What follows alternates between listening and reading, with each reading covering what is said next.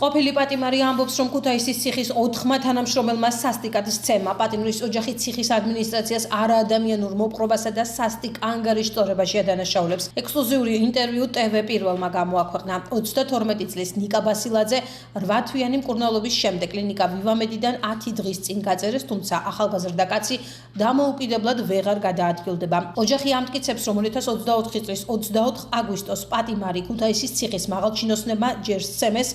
შემდეგ კი თვითმკვლელობის მცდელობის ინსცენირება მოაწყვეს. ბასილაძის ახლობლები ამტკიცებენ, რომ 32 წლის პატიმარს მძიმე დაზიანებები ქუთაისის ციხის რეჟიმის უფროსმა და საბადრაგოს სამსახურმა მიაყენა, თუმცა პასუხი არავის უგია, რადგან დოკუმენტები გააყალბეს და თქვეს, რომ პატიმარმა დაზიანებები თავად მიიყენა.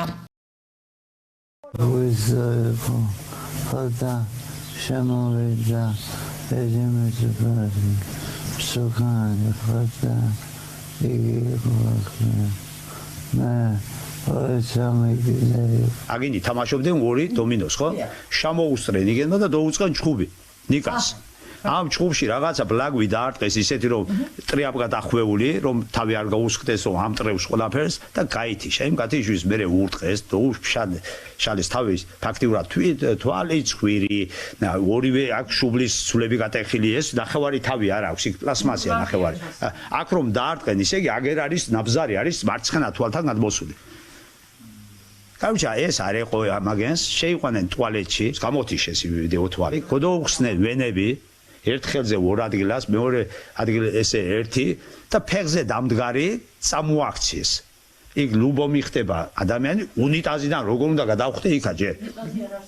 ჯერ უნიტაზისადა და ციხის უფროსი მეუბნება უნიტაზზე ისდაო და ექიმს რომ უთხარი მაი უნიტაზი ალბათ მე-10 სართულზე იყო იქიდან რომ გადმოვარდება ისე ხუნდა თავი ეს რომელ ციხეში იყო რო ქუთაისის ციხეზე და პროკურორი ურეკავთ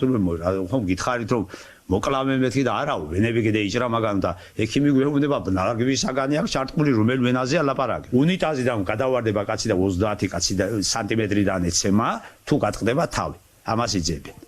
სხვა აზრი არ აქვს რეჟიმის უფროსმა პირადად მან შევიდა სემა მოკლა ის სექტემბერში ის გაიგო ამან იქა არ ვიცი მისი სახელგვარი ნიკამ გაიგო რომ მაგიო გადაყვანია ლაითურშიო დღეს ლაითურში ამაგი ეს პირდაპირ მოსაკლავად ცემეს და ნახევარი თავი ბავშვს აღარ აქვს პლასმასი უდევს ნახევარი თავი და კიდევ რამდენი დაზიანებები გამოძიებას აწევ მიმართავთ მანამდე გვეშინოდა რის გვეშინოდა ცოცხალმკვდარი იდო სავატყოფოში და იქნებ ვინმეს რამე ისევლე ზიანი მიეყენებია გამოკეტილი კაცი ნებისმიერი გმირი უძლურია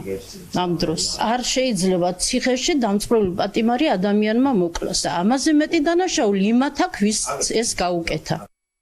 სპეციალურმა პენიტენციურმა სამსახურმა ყოფილი პატიმრის ნიკა ბასილაძისა და მისი ოჯახის განცხადების შემდეგ კადრები გამოაქვეყნა. უწყება თითქმის 9 წუთიან ვიდეოს აქვეყნებს და ამტკიცებს, რომ პატიმრის მიმართ რაიმე სახის ძალადობას ადგილი არ ჰქონია.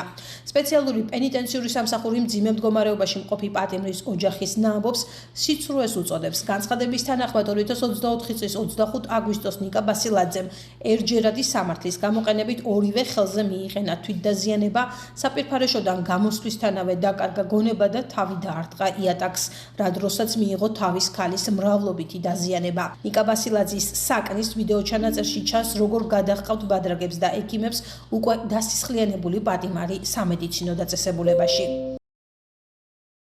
ნბ-ს პენიტენციურ დაწესებულებაში მყისიერად ჩაუტარდა პირველადი სამედიცინო დახმარება და იგი გადაყვანილი იქნა სამოქალაქო სექტორის კლინიკაში ქალაქ ქუთაისის რეფერალურ საავადმყოფოში, ხოლო სამედიცინო კვლევების შედეგად გამოკვეთილი საჭიროების შესაბამისად იმავე დღეს კლინიკა ვივამედში. 2024 წლის 4 ნოემბერს შემდგომი მკურნალობის მიზნით გადაყვანილი იქნა ნომერ მე-18 ბრალდებულთა და მსჯავრდებულთა სამკურნალო დაწესებულებაში, სადაც მიეწოდებოდა შესაბამისი სამედიცინო მომსახურება და იმყოფებოდა სამედიცინო პერსონალის მუდმივი მეთვალყურეობის ქვეშ. ზემოაღნიშნულ ფაქტთან დაკავშირებით იუსტიციის სამინისტროს შესაბამისი საგამოძიებო დანაყოფი საქართველოს კანონმდებლობით დადგენილი წესით 2024 წლის 25 აგვისტოდან აწარმოებს გამოძიებას და მიმდინარეობს ინტენსიური საგამოძიებო მოქმედებები. გამოძიების მიმდინარეობისას ნბუს ოჯახის წევრებს და მის უფლებადამცველს არაერთხელ მიეცათ საშუალება გაცნობოდნენ საქმის მასალებს, მათ შორის მათთვის ხელმისაწვდომი იყო ვიდეო სამეთვალყურეო სისტემით მოპოვებული კადრები,